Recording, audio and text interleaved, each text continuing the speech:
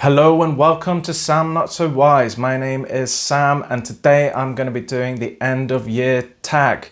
So I saw this pop up in my feed, it was Murphy Napier who did it, and I just thought this would be a nice easy breezy video to whack out, compared to my usual 25-minute ramblings. So much nicer for you guys and a little bit easier for me, a lot less thinking, and it's just 6 questions about kind of the rest of the year, what's going to be going on reading wise, and a little bit about next year. So with much further ado, let's talk about the end of the year. So question number 1 is, are there any books you started this year that you want to finish? Not really. I don't really tend to leave books unread or unfinished. I tend to just read them. If I put one down, then it probably means I'm going to DNF it, but I've only ever DNF'd one book, so no, not really. The only one I could come up with is this book, which is called Árstíðir by Káritas Hrunda Pálsdóttir, which is like a small book of little vignettes, which is designed for people who are learning Icelandic to try reading in it with varying difficulties. So I just started a new Icelandic class, so I kind of put this down for a bit, but I'd really like to get back to this and finish it and continue my Icelandic journey. Question number 2 is, do you have an autumnal book to transition into the end of the year?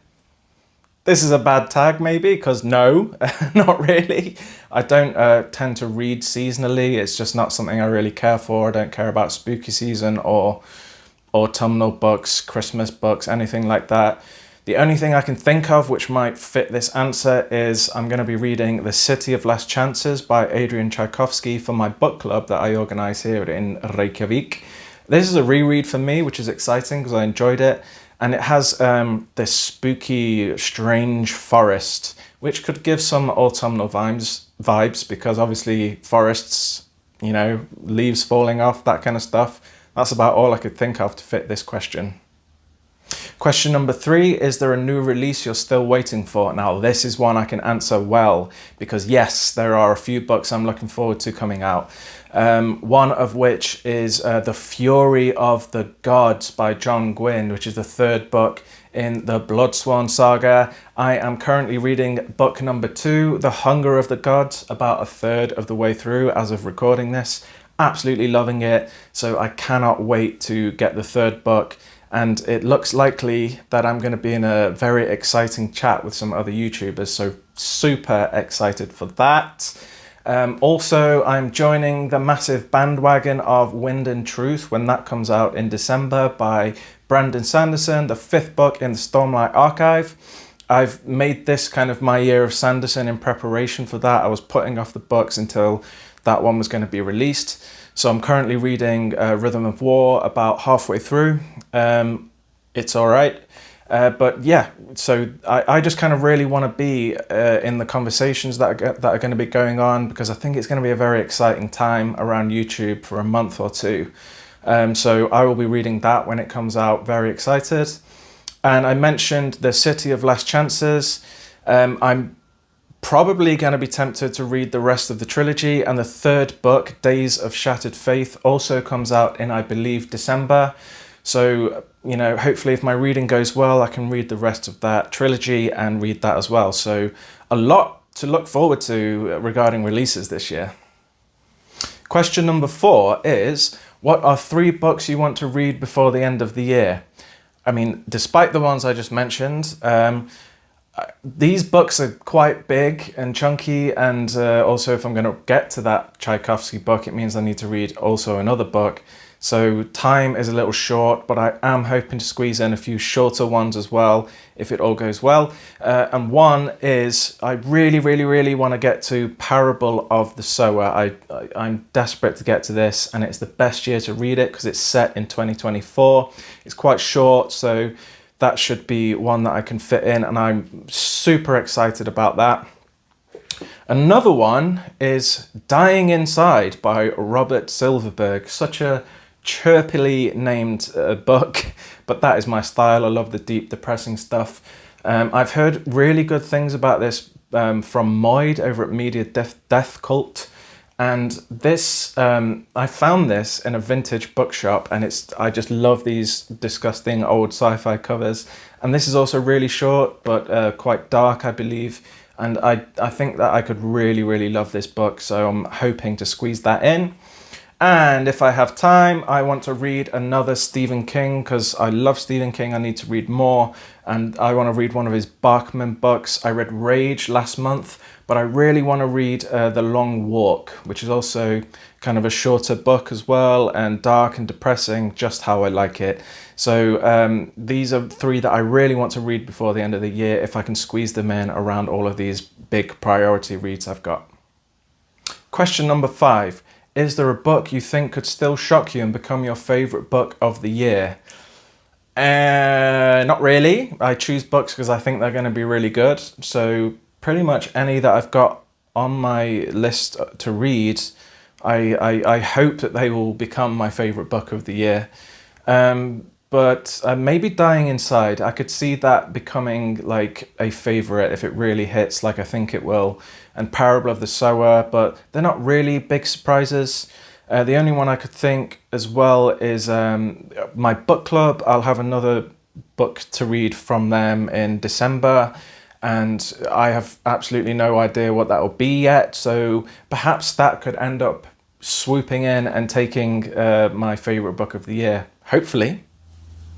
The 6th and final question is, have you already started making reading plans for next year? So this is the probably toughest question to answer, and maybe the longest. So I'm not a big TBR maker. I kind of generally tend to think I want to read 2 or 3 series in a year, and I think ahead about what they're going to be, how many depending on how big the series are generally, and I kind of just fit books around that as I feel, slightly mood readerishly, but also it just depends on what I find in secondhand bookshops or cheap on the Kindle store, or maybe some people are getting really excited in the BookTube community, or someone will give a great review of books. I'm really susceptible to influences from outside.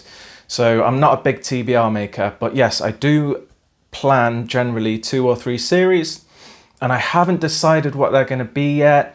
I'm kind of choosing from 4 series, and none of them are easy or small. So I'll talk about what they are. One is I'm genuinely considering doing a reread of Wheel of Time, which, if you don't know, is my favorite series of all time. Link in the description for my top 10 series. So yeah, I just kind of want to see if it still holds up and if it's still my favorite. I call it my favorite, but I've only read it once. I mean, it's hard to read 14 or 15 books many times. But yeah, I'm really considering doing that. And there's a slight potential of reading it along with somebody on BookTube. Just kind of mentioned it, so we'll see. And then the next one, the big one, is I really want to start Malazan. So this might be the year that I start Malazan. If I do, I'm going to take it slowly, like a book every other month. Take my time with it, you know, no rushing, chew my foods, or whatever the expression is. So Malazan is definitely in contention. And then First Law. So I've read the first trilogy. I was kind of lukewarm on it. But I think that was probably just due to when I was reading it, maybe not feeling it at the time, and also being not as mature a reader. Not that I'm super mature now, obviously. So yeah, I'm really thinking about doing that, rereading the first trilogy and going through all of the other 6 books. And then the other one is the Book of the New Sun, which I've been putting off for years and years because I hear it's so difficult and confusing. And I really want to read it at a time where I can read it and reread it not long after, so I can start picking up on stuff again. So that one is very much in contention. Now, the 5th factor affecting what I'm going to read next year is I am seriously considering going back to school. So I might be going back to university to study English here in Reykjavik, which I know sounds kind of weird as an Englishman learning English in Iceland, but yeah, the academic English. I just really love literature and languages and stuff, and this course seems really useful for me for my future in Iceland. So if I end up doing that, there's obviously going to be a hell of a lot of reading to do on there, which could completely affect any plans I have. So yeah, that's kind of the rough plans for next year, and I am genuinely excited. I think there's going to be some great reads. So yeah. Now that's the end of year book tag. If you've made it this far into the video, thank you so much for watching. So yes, it was Murphy Napier's video that I saw. I will put a link to that in the description, and she took it from Ariel, who was the original creator of the tag. So I'll put a link to that as well. Please let me know your answers to these questions or any comments or anything. I love the engagement. So I believe tag videos are actually, you're supposed to tag someone or be tagged. Ain't nobody tagged me because I'm such a baby channel. But Murphy wasn't tagged. But anyway, I'm still just going to tag someone, and it's obviously going to be you, Seanin, at Seanin Shelf, who I'm going to be chatting with actually for my first ever chat.